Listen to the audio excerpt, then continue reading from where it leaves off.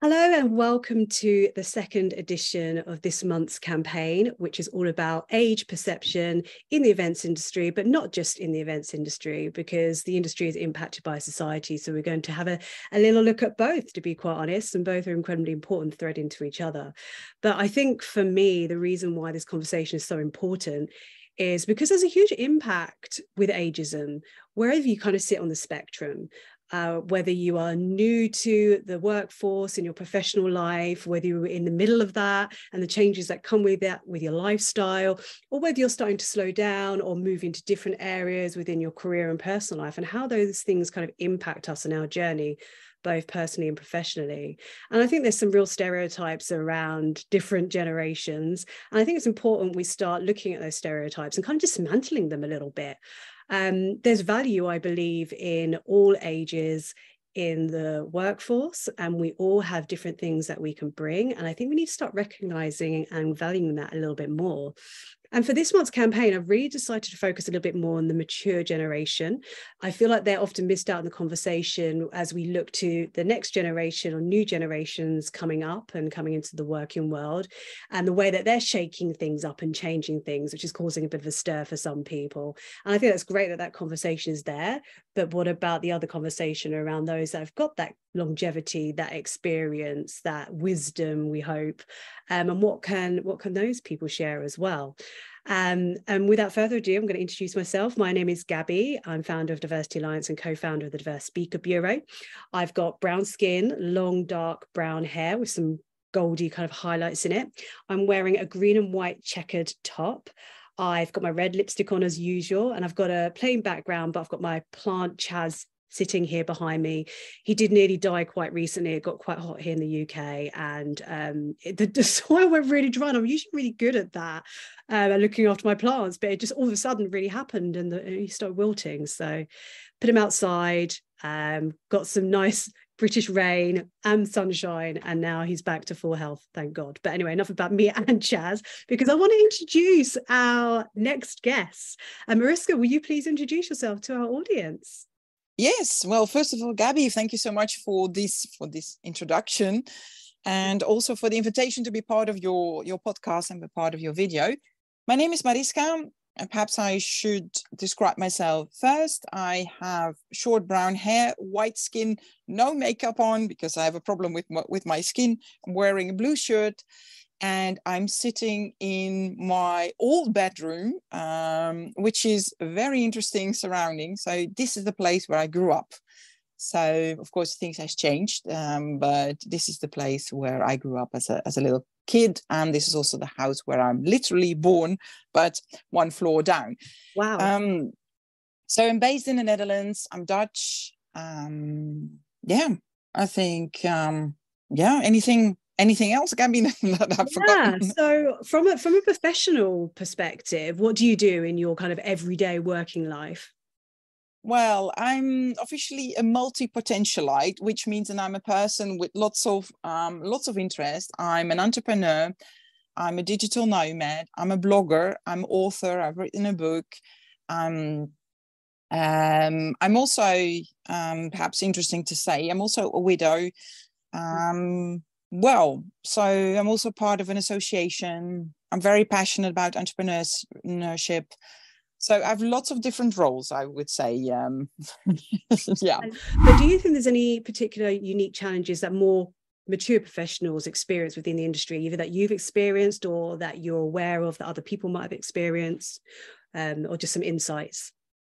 Well, I think the more mature people, well, I would say my age or even older, I think we're suffering from that image. Like I said, that people think that we are party planners, and still our industry is not seen as very professional.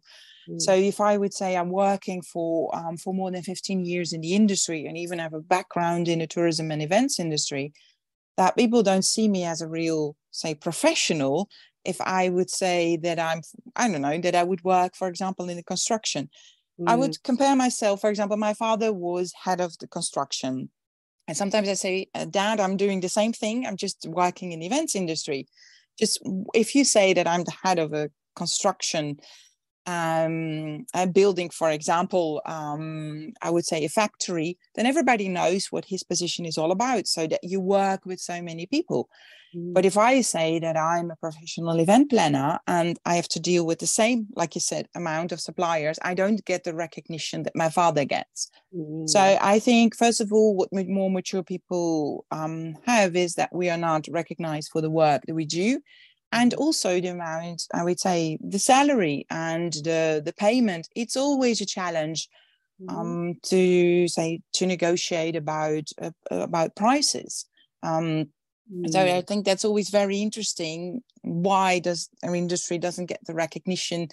And as a person, but also, I mean, not only as a person, but as a payment, but also, I would say, the support. And there's no Minister of Tourism in Holland, or there's even not a Minister of Meetings and Events, while the revenue of the industry is at least 7 billion euros in the Netherlands. So it's really, and worldwide is $3 trillion that goes around, or even more. So it's really interesting that we don't get the recognition as an industry. And of course, it has an impact on as a person. And that has also an impact if you go into a conversation with a client, that they don't see you as an expert, and often they don't want to pay you. I can't blame them because I have to replace them, because they don't see our industry as a professional industry. And especially the more mature people have that, I know they still have that challenge to get paid what they would deserve to get paid. Wow, that's super interesting insight, actually. And I don't know if that's maybe a bit depressed or not. I think it's the reality. I mean, quite better. If I was going to get more money, what's going on here? Absolutely. With age, and actually with any kind of diversity, or people with different identities and backgrounds and experience, we talk about the inclusion piece, and it's really important at Diversity Alliance that we talk about inclusion across the board.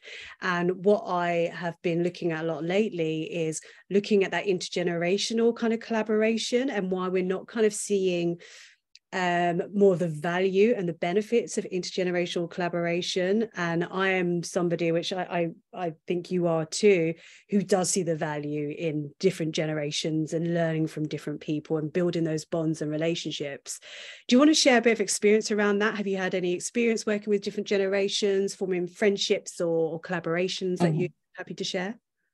Absolutely. But it's, first of all, like I said, I'm coming back to the point that we started the conversation. If I see someone who's young, and especially someone who's young and willing to work, I'm happy to work with that person. I think for me, passion and determination is one of the things that I say that I like to work with these people. And second of all, I've struggled a lot. I mean, as a person on personal level, but also as an entrepreneur. So if I see a young person, say, with potential but struggling, then I'm happy to reach out my hand to them and say, okay, I will give you the opportunity and save you all the bumpy road that I have done. So I'm willing to share my knowledge and my experience with the younger generation.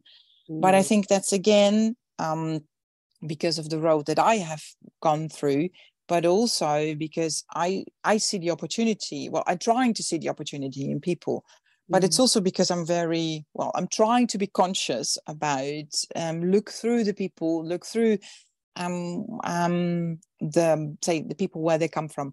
For example, when I was the president of the board of Belgium, I always said I like to work with international people. And I had one lady, she was half Russian, half Belgium. I had an intern, she was from Morocco. I had one lady, she was from Germany. Me, the chair, was from the Netherlands.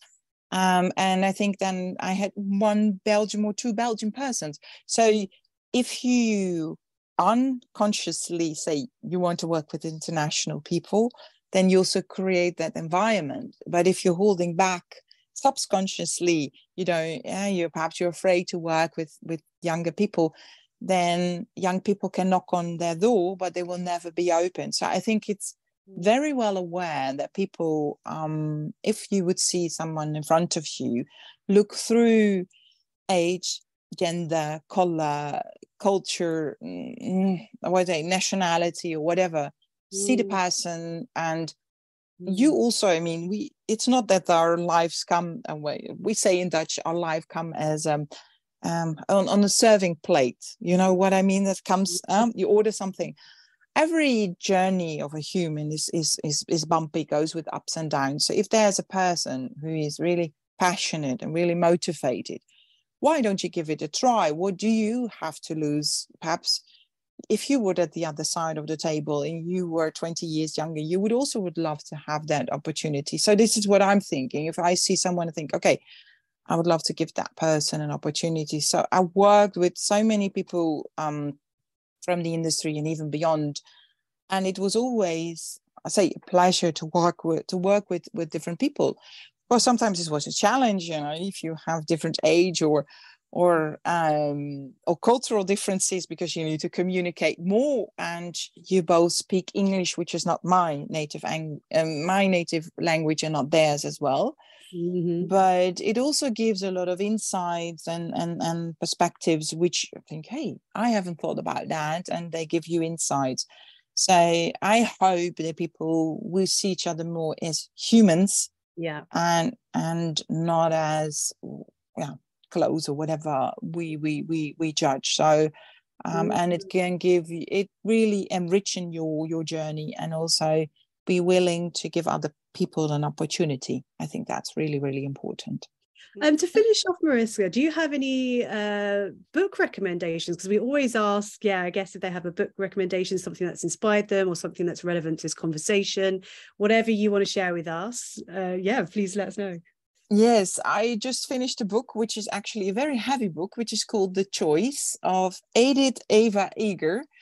I cried a lot when I read the book. It's she's now 97 years old. She's a survivor of Auschwitz, and it is a book about also about mindset. Why did she survive? And how she dedicated her life to help others going through difficult periods in their lives. So she became a doctor, and she's helping people who are suffering from, for example, like PTSD or mental illnesses or mental disorders. So it's a really interesting book, how you can, I would say, not saying, but seeing the positive things. And you cannot change this, she said, you cannot change the circumstances in your life, but you can change how you deal with the circumstances. And this is a very I think it should be must read book for everyone.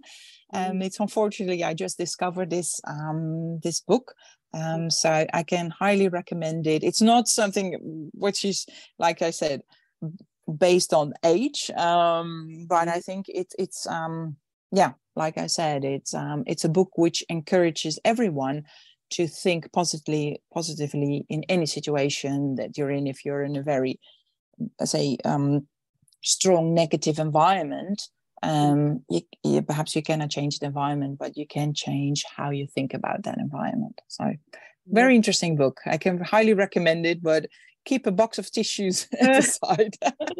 I'm definitely going to check that out, and I'm going to make sure we put a link as well in the bottom in the comment section, so that people can go find that book. But it sounds right up my street, something that I'd love to read. So thank you so much for your recommendation, and thank you for your time joining me today. I've so enjoyed chatting with you.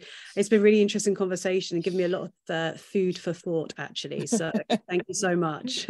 Well, thank you very much, Gabby, for this conversation, and I hope to inspire a lot of people. And if you have any questions about age or gender or whatever conversation, or about the meetings and events industry, or about entrepreneurship, happy to support others. So. Amazing. We're pop your kind of LinkedIn in the comments as well, so that people can find you and reach out. And thank you so much for your time again, and see you soon. See you soon. Thank you. Bye-bye.